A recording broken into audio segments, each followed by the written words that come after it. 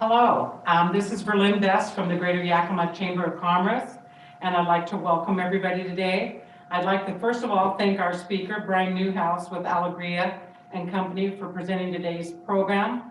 Brian is a CPA and it says ABV, and he'll tell you all his logistics. He's awesome, he does a great job, he's done these for us before. And with the need for information on the PPP programs, we're probably going to be doing a series of this, and I'll let Brian segue into that towards the end. We'd also like to thank the Yakima County Development Association, YCDA, Jonathan Smith and his staff for partnering with us on this program.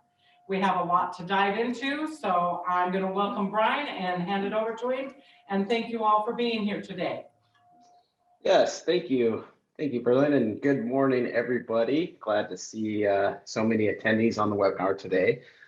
We will be talking about the recently passed Consolidated Appropriations Act of 2021 and specifically spending a lot of time as it relates to the Paycheck Protection Program, round two. But there's a lot of other things to unpack in this bill that will affect many of you on this call. So we'll try to hit the highlights on it. Like Verlin said, this is probably going to be a series. This is new information coming out. I expect we'll be holding a number of these webinars in the near future as well. With that, just need to dive in and sorry, trying to get the slideshow up. Dive in and show the appropriate legal disclaimer on all this, but I'm going to add my own additional disclaimer that's not here on the screen. I kind of compare this to I was just skiing at White Pass this last New Year's holiday. It was a great time, but I like to ski the steeps and the bumps, and sitting there up at the top of Hourglass, for those of you who have ever skied it, and kind of staring down a pretty steep run with lots of bumps. And I've skied it before. We've been here before on this program. Just last March, April, we were sitting here learning new programs, this new stimulus bill, this new PPP loan. Well, same thing here again at the top of the ski run. We've been there before. We know kind of what it's like, but it's going to be a new adventure down the hill. We're going to see the same thing here. We're going to have new rules that pop up and get promulgated. We've just got to stay flexible and ready to react, because it's going to be a new wild ride down the mountain right now. So with that, let's dive in, because we've got a lot to cover in this hour. So a little bit of background. The Consolidated Appropriations Act of 2021, it was just recently passed by Congress right before the Christmas holidays, signed by the president on the 27th of December. So that's the effective date of the act.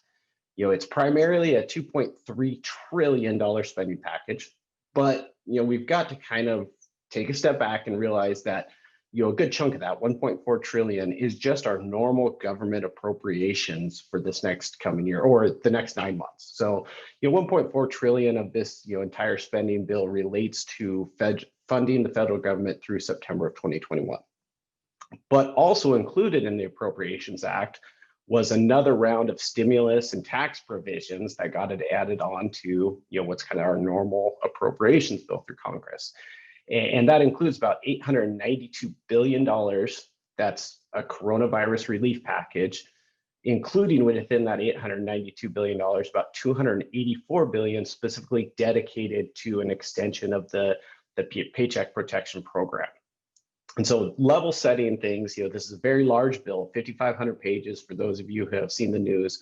I've actually popped it open. I have it on my computer. There's a lot to cover in there, right? But you got to remember, it is a government funding bill as well as a relief package bill in there.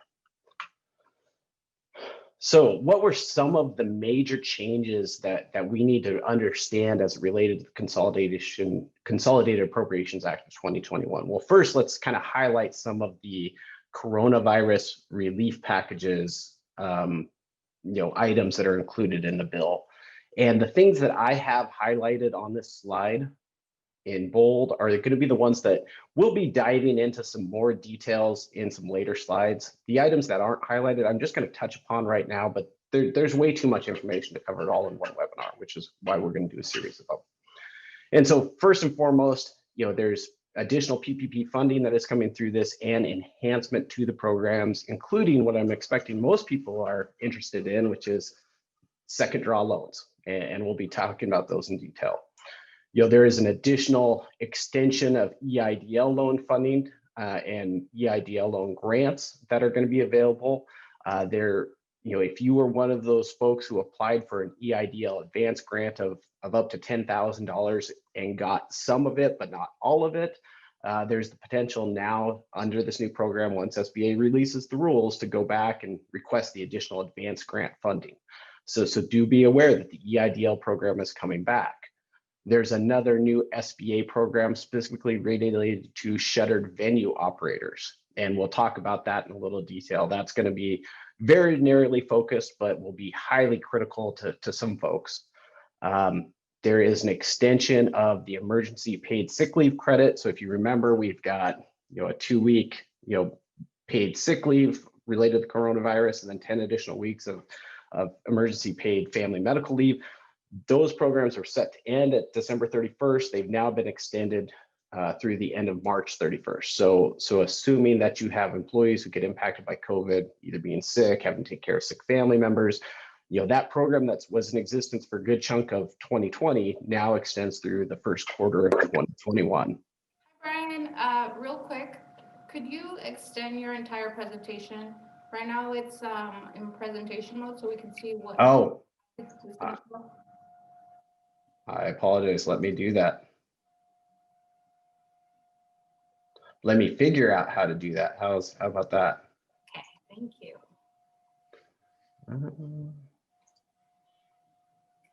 Is that better? Yes, that's perfect. Okay, great. Sorry about that, everybody. So leaving off, we have our extension, the emergency paid sick leave credit. We now have also an extension and an enhancement of the employee retention credit through the end of quarter 2, 2021. That was slated to end at December 31st. That's also been extended. We'll dive into that one a little bit more in detail as well. We have, of course, everybody's been hearing about the direct stimulus payments, and that was a big fight in Congress. I already know those are going out. I have clients and friends who've received those payments. We have an extension of the unemployment benefits through March 14th, and many, many, many other items. Lots of devil in the detail things. Also, so that was kind of the coronavirus relief part of the Consolidated Appropriations Act. We also have some tax provision updates to be aware of as part of this act. So, one of the tax provision that came through the CARES Act was we're going to allow some small above the line contributions for charitable contributions for those who don't itemize deductions. This has been extended and enhanced. It's now clarified that a married filing joint couple gets $600 versus just a $300 credit. And it's going to be allowable through the end of 2021, not just 2020 like it originally was. We have an extension of allowing 100% of our adjusted gross income to be counted for charitable contributions.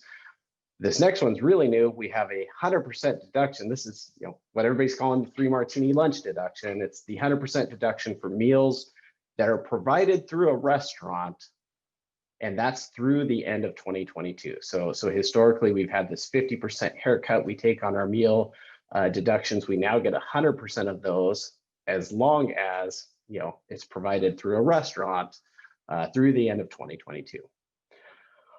We have some new temporary rules that are going to relate to kind of low income taxpayers, and if they've not been able to work in 2020, can they look back to their 2019 earnings to figure out if they're eligible for a child tax credit, earned income tax credits.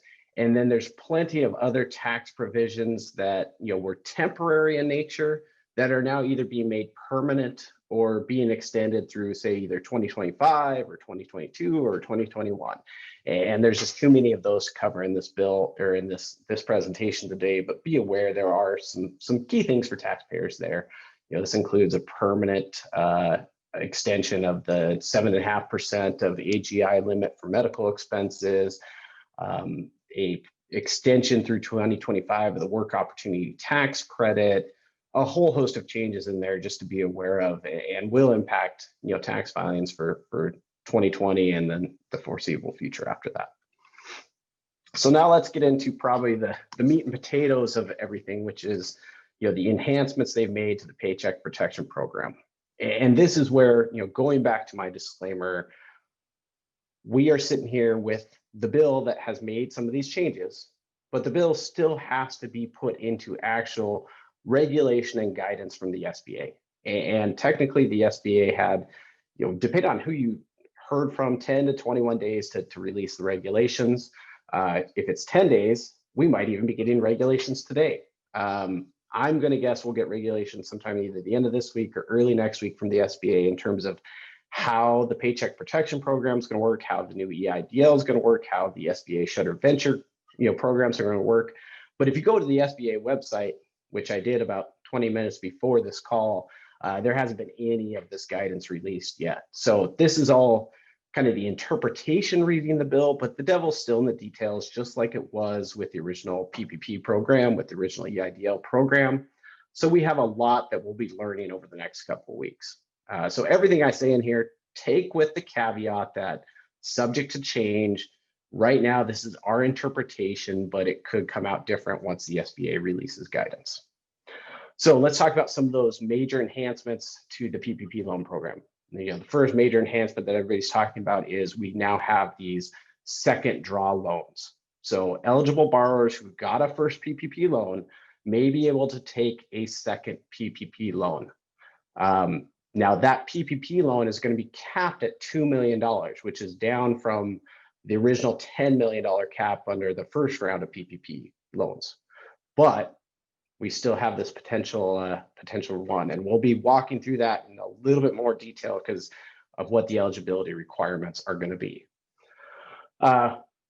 This one I'm going to caveat with, this is the interpretation from some people. This is my read of the bill, but there's other commentators out there who disagree with this. So we're going to have to wait and see what the SBA does here. But my interpretation, other commentators' interpretation of it, is that we also will have continued access to the PPP loans for those folks who were eligible under the first round of borrowing, but did not receive PPP loans. So if you did not get a PPP loan in the first round, you may be eligible to borrow one in the second round, but that is somewhat unclear right now. So we need to really monitor that and see if that's truly the case, or if this is really only for those folks who got it in the first round and need it for the second round. Waiting clarification there. What we also have is increases to PPP loans for those folks who got loans early on in the first round, but could have got a larger loan based on additional regulations and interim guidance that was provided by the SBA after they got their loan. So great example. I have a client of mine who applied for a PPP loan, was a sole proprietorship with employees. When we first applied for the program, there was no guidance from the SBA about how the sole proprietorship accounted for their business income. And not wanting to lose out on the program funds, he just applied with his payroll costs for his employees and received a loan. However, about 3 weeks later, SBA released guidance saying, here's how you calculate how much the sole proprietor was able to count as his owner's compensation. And so we left money on the table that we weren't able to go back and request. Well, now under provisions of this enhanced PPP program, we can go back and request those additional funds. So for those of you who are in that situation, this may be another option to look at as well. We have some additional eligible expenses that you can use PPP loans for appropriately. So we'll talk about those. We have some updated calculations for how a Schedule F farmer or rancher, and I'm kind of assuming fishermen because they file Schedule Fs as well, would qualify for PPP loan funds that weren't, these regulations weren't there before. And then we have some simplified forgiveness application updates for loan forgiveness and a tie-in to some EIDL advanced grants we're going to want to talk about.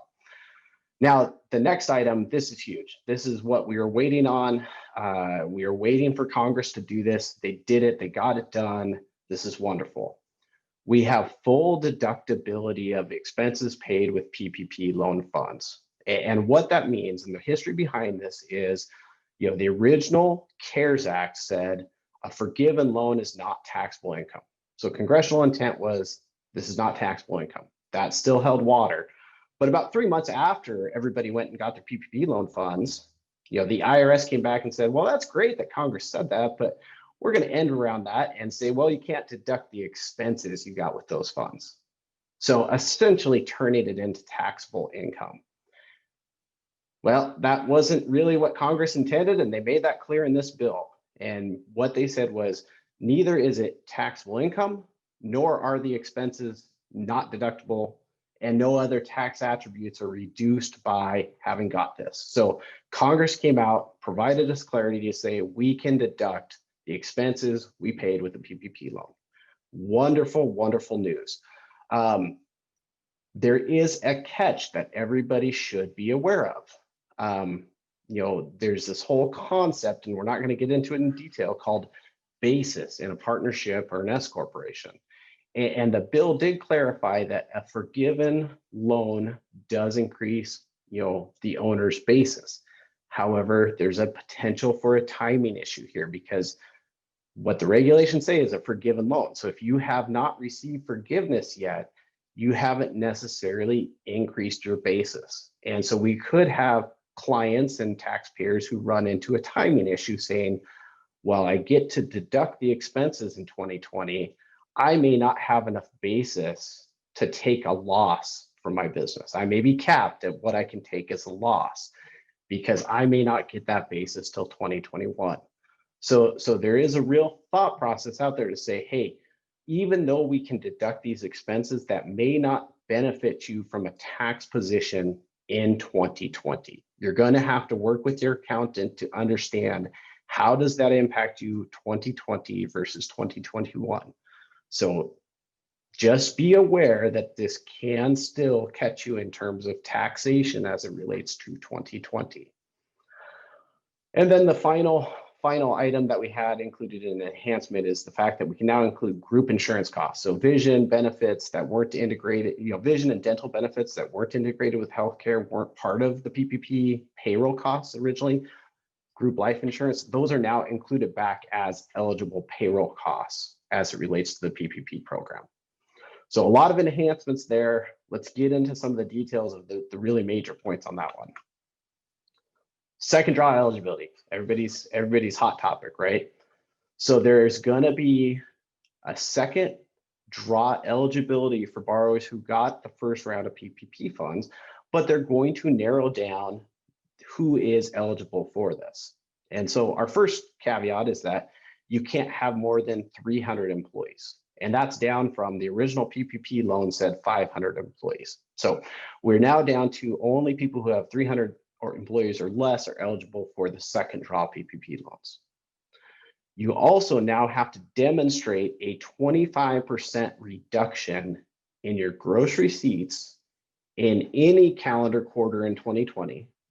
So Q1, Q2, Q3, or Q4, as it compares to that same calendar quarter from 2019. So you're going to actually have to prove a drop in your gross revenue to qualify for this loan. Now, this is the big one that I'm going to be waiting on guidance from the SBA on, because how do we calculate gross receipts? Is it on an accrual basis? Is it on a cash basis? Is it on a modified tax basis?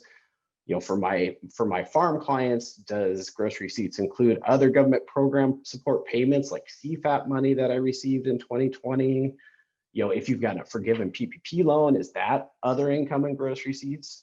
All of that is unknown yet. And so we're going to be waiting for guidance from the SBA on that.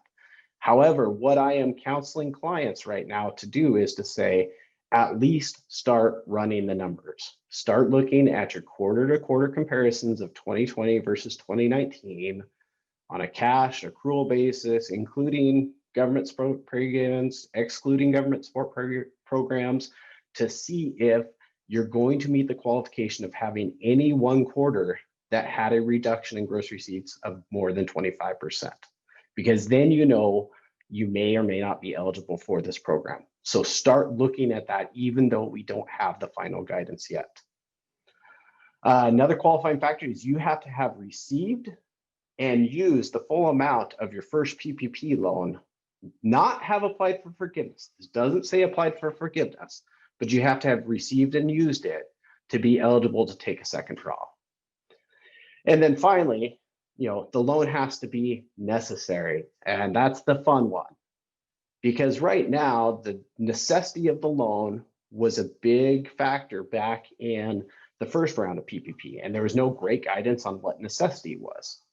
And so we were all concerned, okay, if I go get a loan for my business and I actually end up having a better year than I did, is that necessity? Well, the SBA finally did come out and clarify that for borrowers who had less than $2 million in loan, necessity was automatically deemed to be there. And so they kind of gave us the safe harbor, say necessity is automatic if it's under $2 million. What we don't know for this next round is the SBA going to roll that same thought process forward, or are they going to create new necessity regulations for us? We don't know. So this will be another big area that we're going to have to kind of monitor what the SBA comes out with to say, is this loan truly necessary for our business? Now, they also did scale down to say, okay, even if you met these qualifications for taking a second draw loan, if you are in certain industries, you're going to be ineligible for it. So even if you have less than 300 employees, even if you had a reduction in gross receipts, you still can't take this loan. And so the list there, publicly traded companies, that was big political blowback. So we understand why that's there. There's a whole host of businesses right there in that next paragraph you should look at. This includes legal gambling. So a casino business couldn't necessarily go get a second draw PPP loan, even though they may have been eligible under the first. So lots of ones to look at there. Entities that are in lobbying and political activities. I have a fair number of clients who are in lobbying and political consulting. And so even if they were eligible on the first round of PPP, the second one, not eligible. Now, thing on that one is this was an election year. Almost none of those businesses had a precipitous drop in gross receipts, so they wouldn't have qualified under that factor anyways.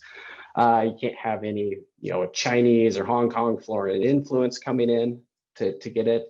And then when we talk about these shuttered venue grants, you have to be aware this is all or nothing. You either get a second draw PPP or you get a shuttered venue grant. You can't take both.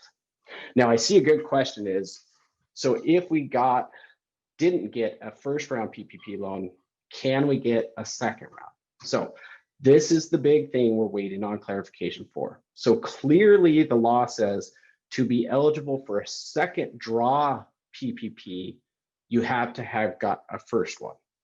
However, my take and read of the regulations is that it also opened the PPP loan program back up for those who never got one in the first place. So my read is if you didn't get one in the first place and you were eligible under the old rules, you can still go get a loan.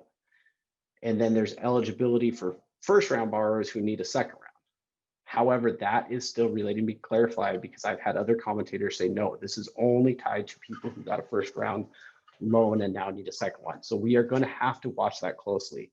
I would tell you, if you didn't get one the first round, be prepared to apply for one this go around, unless we get rules that clarify, no, you're not eligible. But my take is we will be eligible to go ahead and get our first bite on the PPP apple. Okay, so a couple other enhancements to walk through. For PPP recipients who are in the food, service, and accommodation industry. So this is people who are in a NAICS code of 72, starting with 72. And later on in the slide deck, there's an appendix where I took a screenshot of what that means. But this is primarily restaurants, wineries, breweries, hotels, RV parks, that type of business.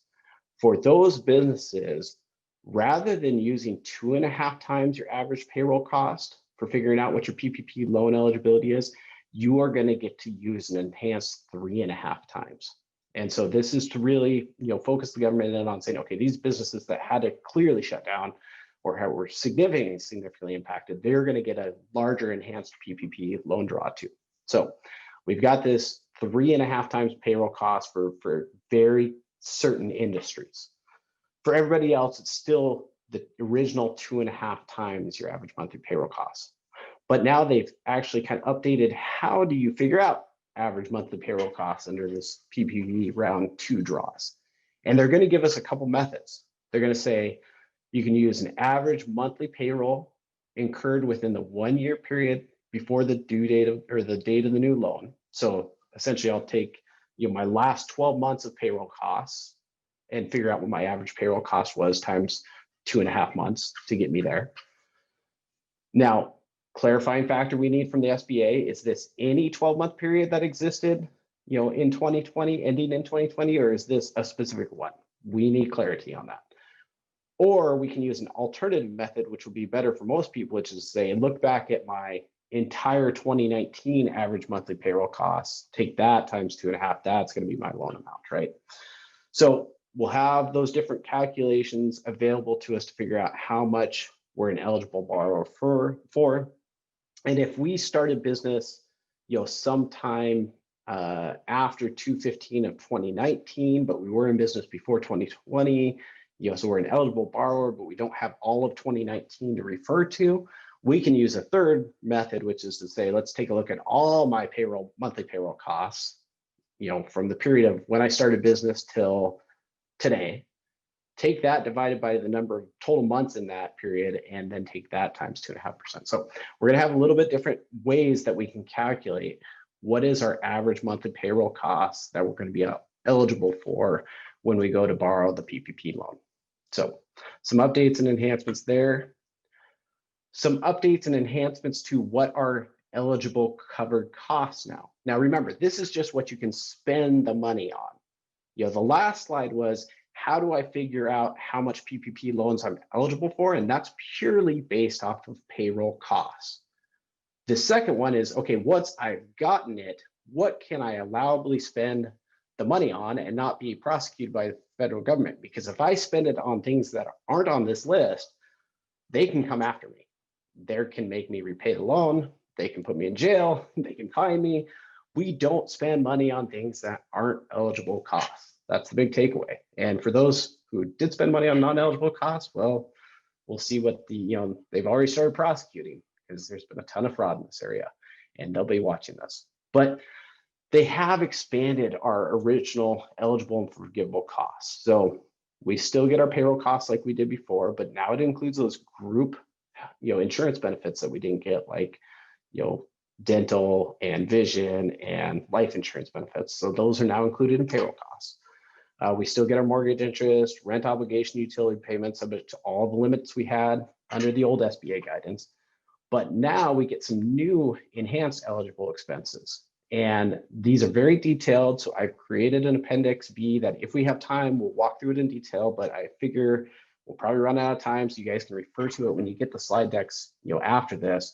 But we're going to have operational expenditures, which is, business software, accounting fees, things like that, that are eligible costs. Property damage costs. So this is if we had, our property was damaged due to riots, looting, vandalism, not covered by insurance. Those are going to be eligible costs. Supplier costs. So if we have to buy our cost of goods sold for the business, we may be able to deduct or use those as forgivable expenses. And then worker protection expenditures. This is a huge category of stuff. I mean, this is everything you can think of when it came to what do we need to implement in our business to keep our workers and customers safe, as it relates to COVID. And so, think of the plexiglass, think of when you go through a drive-through at McDonald's, and now there's, enhancements to the window to where they're, got a smaller slide. All of those costs are going to be potentially eligible and forgivable expenses. And so we've really expanded what are those eligible expenses. And not only do we expand this for what we can use PPP loans on going forward, if you have not yet applied for forgiveness on round 1 of PPP loans, these are also eligible costs you can include when you go to do that forgiveness. So these are backdated to say, if you haven't applied for forgiveness on your round 1 loan, you can include these costs that you incurred in 2020. Now, a key caveat, remember that forgiveness is always still capped at 60% of eligible payroll costs. So for your PPP loan, if you have a $100,000 PPP loan, 60%, 60,000 had to have been payroll costs to reach the full eligibility. You could have spent the other 40 grand on other things that were eligible, but you had to use 60. If you only used 50, you're not going to get the full $100,000 forgiven. So remember that payroll costs is still, one of the features that these have to be spent on, and at a 60% level. Some other changes. So they made a update, or not an update. They put it into regulations that for farmers and ranchers, so those sole proprietors who file a tax return on a Schedule F. If you're set up as a partnership, if you're set up as a corporation, S corporation, this doesn't apply to you, even though you're in the business farming. This is only for farmers with Schedule Fs.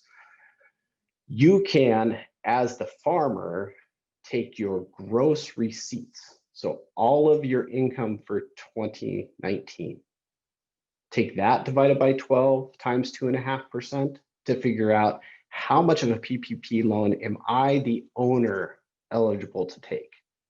And then you can also add on top of that, the average monthly payroll cost of employees if you have employees. If you don't have employees, you just get the gross receipts, but you get this much more expanded version of what a farmer can go request a PPP loan for if they're a Schedule F farmer. Now, this is capped at $100,000, so you can't go above $100,000 in terms of what those gross receipts are. So you're still capped at roughly, roughly $20,000 that the owner can claim as a PPP loan compensation for. But that is a big enhancement, and this will apply, especially if you are, if they say that you can be first round borrowers again, for those farmers who didn't do it because they had a loss, this is a huge game changer on what they can do for a PPP loan. We are also now getting a new simplified forgiveness application. So right now there's 3 applications available. There's the, we're a really large borrower and we have some complexity and blah, blah, blah, blah. We've got to use this huge form that luckily I have not yet had to file. Then we've got a easy form which says, okay, if you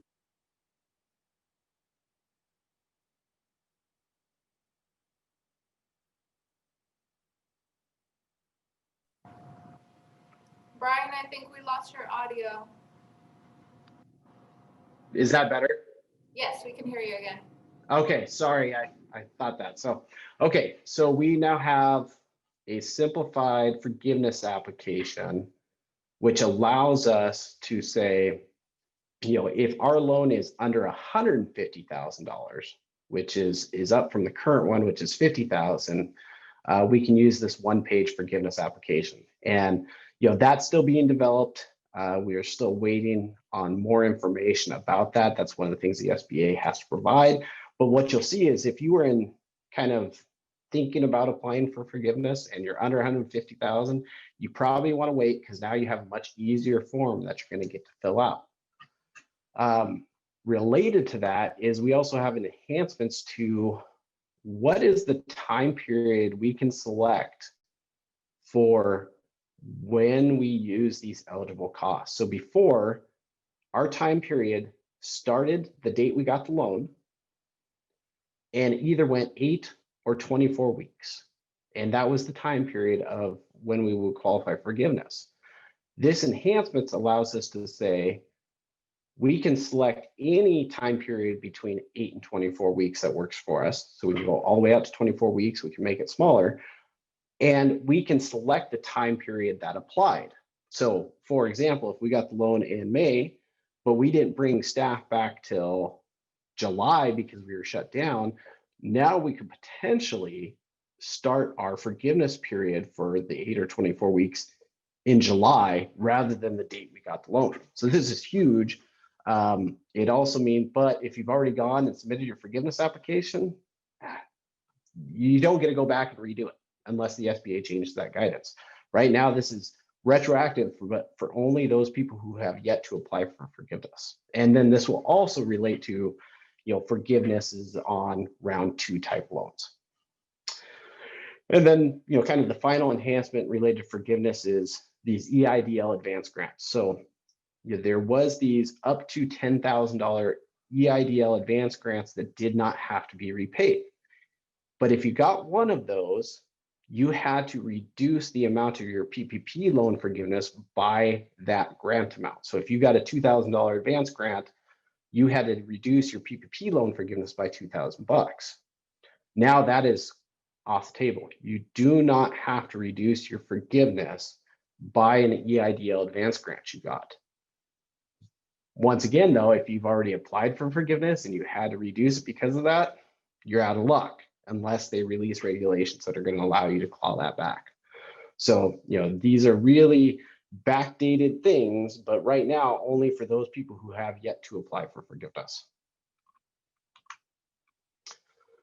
Okay, so those are the major enhancements to the PPP loan program. Let's talk about some new programs. There's the SBA Shutter Venue Grants. This is an extremely narrow window of people who are going to be eligible, but they're incredibly beneficial grants if you qualify for them. Extremely detailed, 29 pages of rules that were in the bill. I expect the SBA rules are going to be even more, so we'll have to see them, but they're really tied to live venue operators, theatrical operators, museum operators, motion picture theaters, the folks in those industries that clearly just really had to shut the doors, and probably still have their doors shut right now. And so to be eligible, you have to be one of those, but then there's a lot of other qualification factors. So if you think you're in this industry, you're going to want to talk to your CPA, you're going to want to talk to the SBA, you're going to want to talk, if you have questions, talk to me, but these are going to be very, very narrowly defined. But you had to be in operation before COVID hit, and you have to show a gross reduction in revenue of not less than 25%, when you look at 2020 back to 2019, which is going to be fairly easy. If you think of a movie theater, I mean, slam dunk, they haven't been open this year. They're going to show that right away. The other major eligibility item, and I just had a conversation with a client about this yesterday, is you can't receive a PPP loan after December 27, 2020. So as of the date of the new act, if you go get a PPP loan, you are ineligible for one of these grants. So, and these grants are more likely better for you if you meet the qualifying factors. But if you don't, and I'll show you why, you're probably better off just going back after the PPP2 and not doing this. So the Shutter Venue Grants, essentially, there's a $10 million cap on them. And you basically, what you get is a 45% of your gross revenue from 2019, or calculations if you weren't in operation for all of 2019, as an initial grant, with the ability to get a second supplementary grant of 50% of that amount. So, you could potentially have a grant that is, roughly, 70% of your gross receipts from 2019 if you're one of these shutter venue operators. So fairly large dollars you could be talking about. However, the program is going to be staggered. So the first 14 days of the program, it's only for those businesses who had a 90% decline in revenue.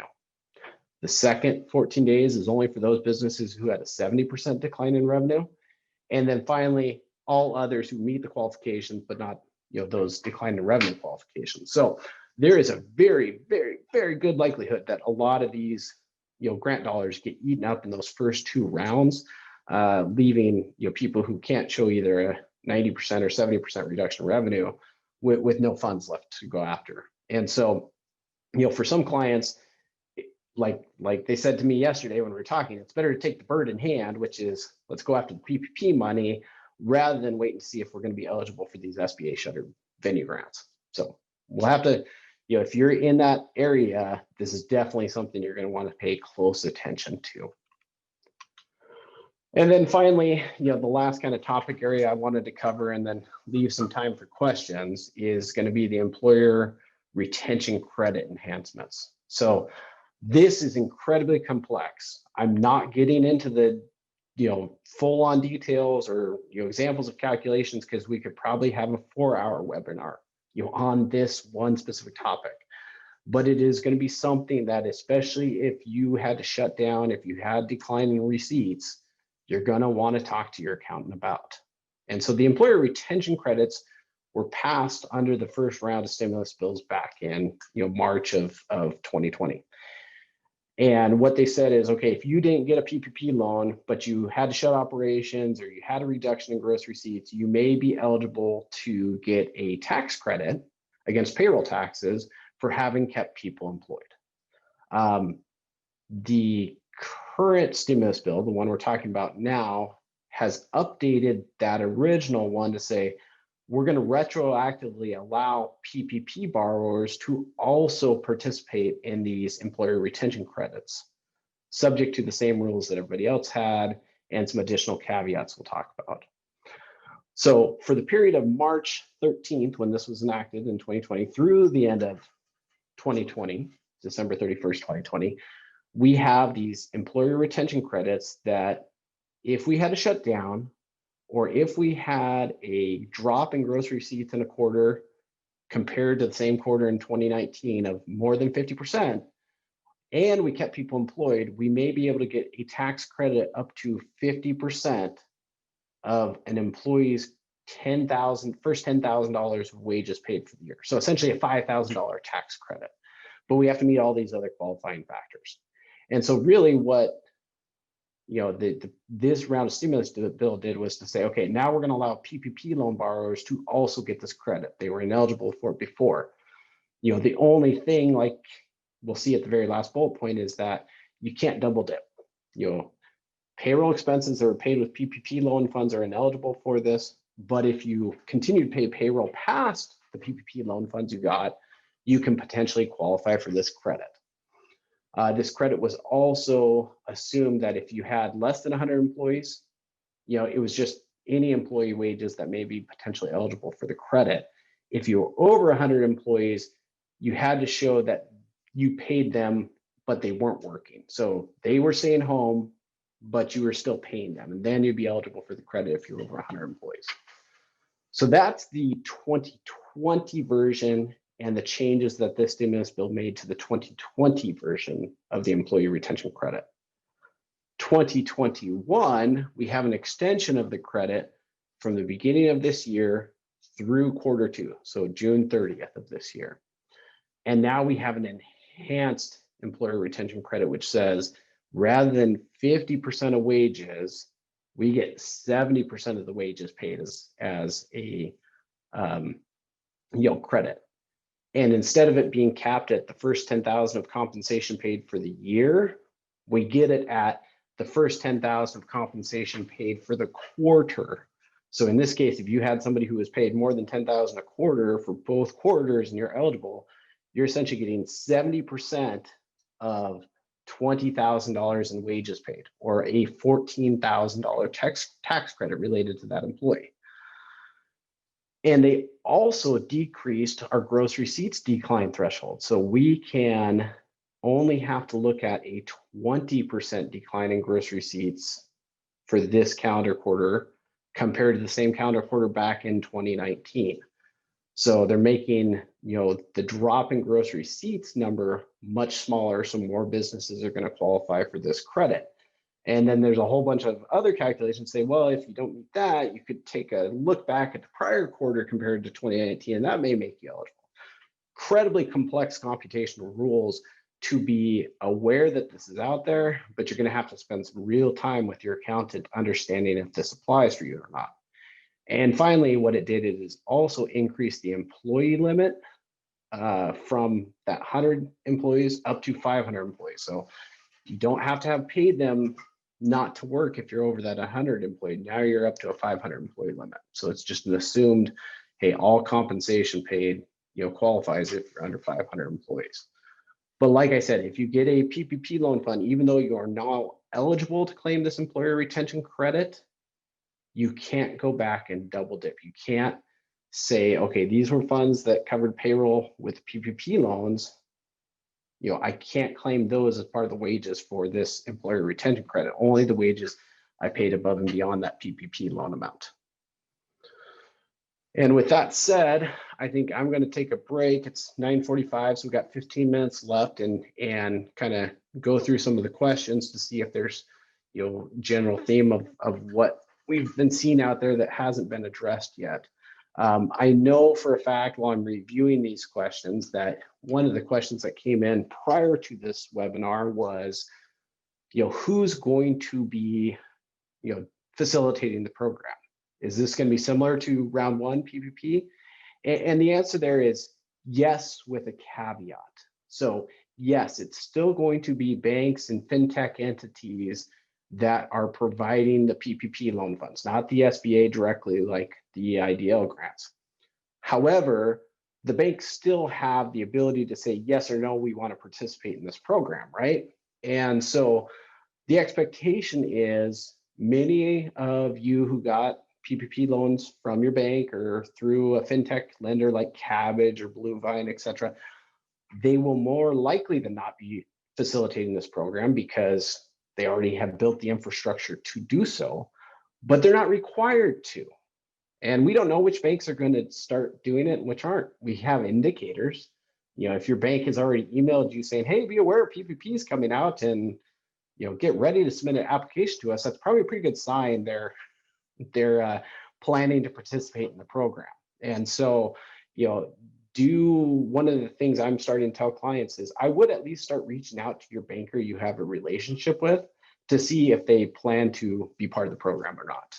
They may not know for sure, but it doesn't hurt to ask. So start asking now if they're going to be part of the program, even though they may not have the exact details about how the application is going to work, because we don't have that yet from the SBA. But the expectation is that many of the lenders who participated in round one probably will do it round two. I have some concerns that maybe some of the larger banks will choose not to participate because it's a smaller group of folks who are eligible before, but I don't know that for a fact. That's just pure speculation on my part.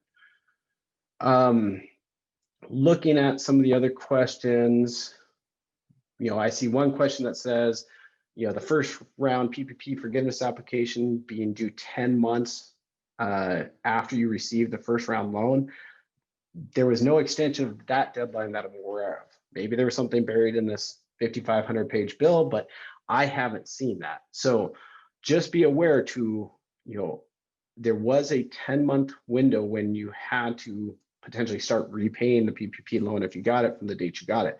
However, that's put on hold as soon as you submit the loan forgiveness application. So for those of you who may have got a first round PPP loan back in April or May, that extension period is starting to come up. It could be, maybe your first payments are going to be due sometime late February or March or early April. You're going to want to start at least considering getting the application in, or else you might have to start repaying the loan funds back. Now, if you have until the maturity date of the loan to actually submit for forgiveness. So even if you start repaying loan funds back and then submit for forgiveness, you will get it all forgiven if you were qualified, but you may have had to start repaying on it. Most people don't want to do that. So do be aware. I'm not aware that 10-month window has been extended at this point. Some other questions that I'm seeing in here. So when to apply for forgiveness? That's such a $1 million question right now. My thought process on applying for forgiveness has been, as soon as the funds have been spent, you can clearly show they were spent. It's probably a good time to start working on the forgiveness application, even if you don't get it in, but be prepared to submit it because it's not like they're going to run out of forgiveness funds. The forgiveness was, going to be there for those funds that you borrowed as long as you spent them, and met all the qualifications appropriately. So I would be preparing to submit the forgiveness. Would I give myself, if I haven't already done it, would I give myself another week or 2 or 3 or 4 to see how this whole thing shakes out? Yeah, I'm probably doing that. I'm probably waiting to see what's going to happen with the SBA guidance the next couple of weeks before I actually send that application over to the bank. Because remember, as soon as I send it to the bank, that puts an extension on my repayment. So as long as I get it into the bank before my repayment's supposed to start, then I get an extension until the SBA, gives me a yes or no on forgiveness. So I think if I'm a borrower right now who hasn't applied for forgiveness, I'm still getting everything prepared, but I may not necessarily submit it while I wait to see what additional guidance is going to come out. Another good question on that NACS code. This is a great one. What if I'm a business that has multiple different types of, items, and one of them could qualify for that NACS code, but maybe others don't? What do I choose? I don't know what to tell you right there. There's no formal guidance yet from the SBA on that. So that's an area we're really going to have to monitor. I can tell you honestly, I've seen tax returns that have an inappropriate NACS code on them. So what if I'm on a restaurant, but on my last 5 years of tax filings, my CPA put a NACS code that isn't in that 72, even though I should have been. Well, how do I qualify now? I mean, those are all wonderful questions that we just unfortunately don't know the answer to, but those are the things we're going to have to really watch. Let's see, the loan necessity on PPP borrow. So all second draw borrowers, all borrowers of PPP have to certify on their application that the loan was necessary. Now, is there going to be an additional qualifying factor for what necessity means in the second round of PPP loan borrowings? We don't know that yet. We know from the first round, we had to certify it was necessary, but then the SBA gave us guidance to say, hey, if this was a loan under $2 million, necessity was automatically assumed. We don't know yet if the SBA is going to, roll that safe harbor forward or not. We do know for sure that per the regulations, necessity is part of what you're going to be signing when you sign the application. But what that means in practice yet, unknown until we get guidance. Other questions? Let's see here. Common ownership for forgiveness. So this is a great question. This is one I've looked into for another client, but let's say you have 3 different businesses. One may have got a $200,000 PPP loan. One may have got a $50,000 PPP loan. Our understanding today is that, those loan forgiveness applications are separate. So if you had one business with the $200,000 PPP loan and you need to go through the full process on that application, that doesn't disqualify you on the second application from just using the new easy or the new simplified applications are going to have. Now, could that change? Yes, it could. We're going to get new SBA guidance on loan forgiveness applications. So they could change that, but if they follow the path that we've been on, those two should be 2 separate applications as we understand it today. Jonathan, I don't know if there were any other general themes that you saw in the questions that were, sent in prior to this call. I'm just looking at the questions that are coming through right now and seeing if there's things I haven't covered yet. And I do apologize. There's a lot of information here. I would tell everybody on the call, if you have additional questions, feel free to reach out to me afterwards. And then also be aware, like Verlin said at the beginning, this is probably the first in a series of webinars. As soon as we start getting actual formal guidance from the SBA, we will do more and more of these webinar series tying in the exact details of what we didn't know today. But the primary purpose of today's was to get everybody on the call thinking about what are some of the things that I might be eligible for, what are some of the potential changes that could impact me, so you can start planning for them. We don't know the details yet, so you can't necessarily go submit a forgiveness or submit an application for PPP round 2 after this call, but start thinking ahead on what are those things I need to start investigating for my business. Primarily, that drop in gross receipts if you're looking at the second round of borrowing. If you were somebody who didn't get a loan the first round and felt like you should have, you'll start looking at what is my loan amount that I'd be eligible for if they're going to let me go in and accept one. So, that's kind of the genesis of this call. The other thing, and this is just, it's $1 million question. Get your crystal ball out. We'll see what the answer is on it. But, how quickly are these loan funds going to get exhausted?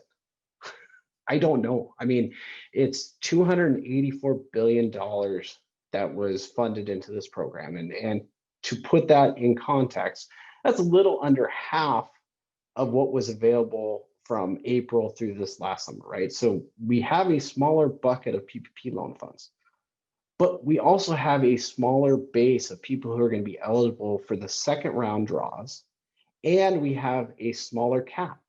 You can't have loans that exceeded $2 million, whereas last time it was over 10. So are these going to get exhausted in day 3 of the program? Well, I can't tell you for sure they're not, but I'm going to guess these will be around for a little bit longer than just a handful of days, right? So I want you to be prepared for filing an application if you're going to meet the qualifications, but don't necessarily be worried if you have to get it in on day 1. The program right now will extend through March 31st, 2021, or until funds are exhausted. When the program is going to start is kind of the unknown right now. We know that the SBA first has to release guidance, then they have to give the banks time to implement that guidance, and then release the loan applications, because there's going to be some other qualifying factors on this. So my expectation, and this is just my personal expectation, is that maybe by the 3rd week of January, we'll be able to start submitting for these loans. But that is a guess at this point. We have to see how this all plays out over the next couple of days and weeks.